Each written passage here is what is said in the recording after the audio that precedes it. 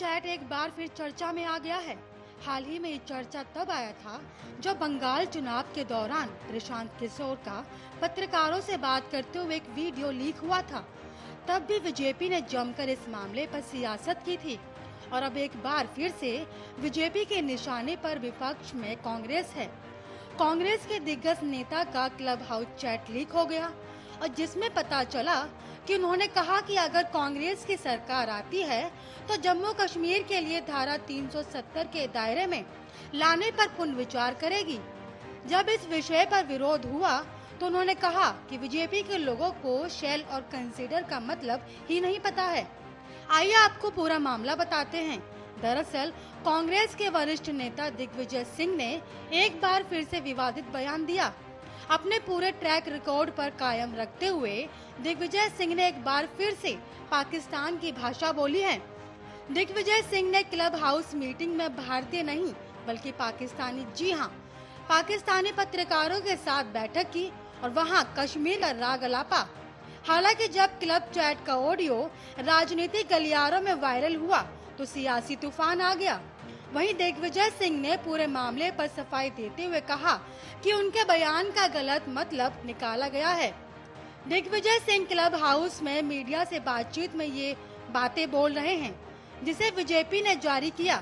पाकिस्तानी पत्रकार के सवाल के जवाब में दिग्विजय सिंह ने अपने देश में लोकतंत्र के खात्मे को लेकर धारा 370 को निराशाजनक फैसला बताने जैसे बयान दिए हैं। आइए आपको एक बार सुनाते हैं कि दिग्विजय सिंह ने उस क्लब हाउस चैट में क्या बयान दिया था। सुनिए।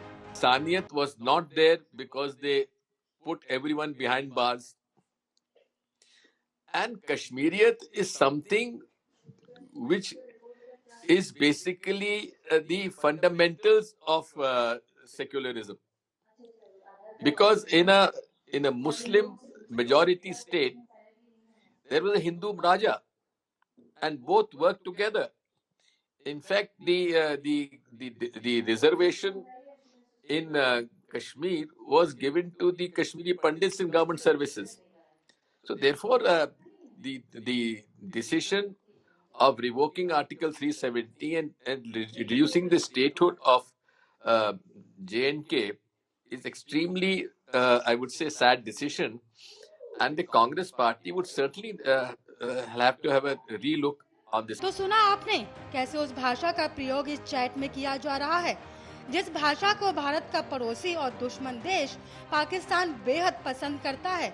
और वही भाषा यहाँ पर कांग्रेस के कद्दावर नेता दिग्विजय सिंह बोलते हुए नजर आ रहे हैं, क्योंकि दिग्विजय सिंह को पाकिस्तानी पत्रकार को खुश करना था और ऐसे में बीजेपी ने इस मामले में पूरी कांग्रेस को घेर लिया है।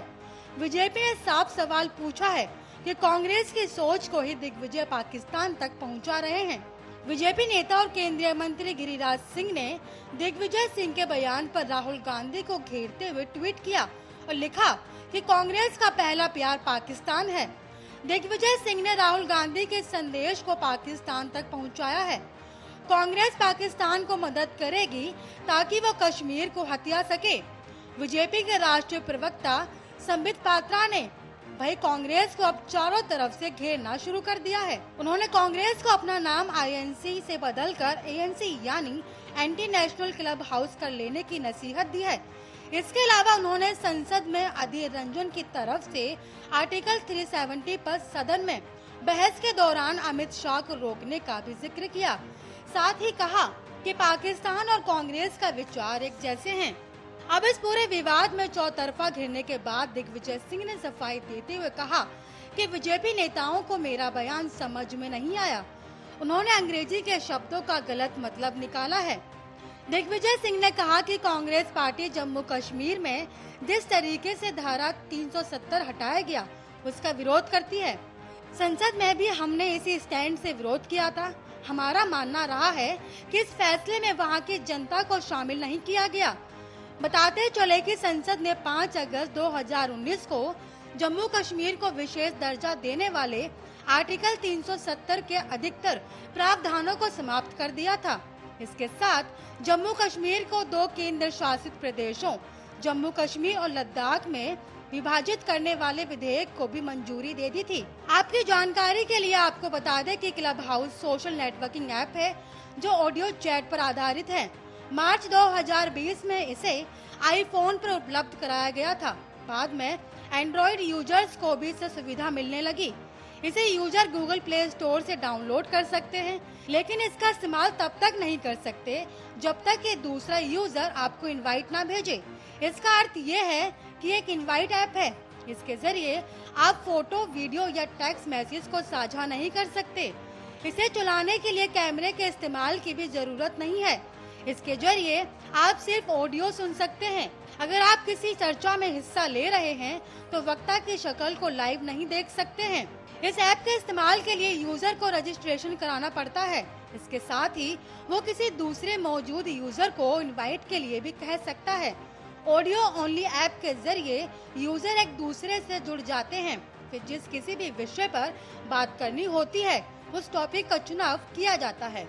Special desk Arya news.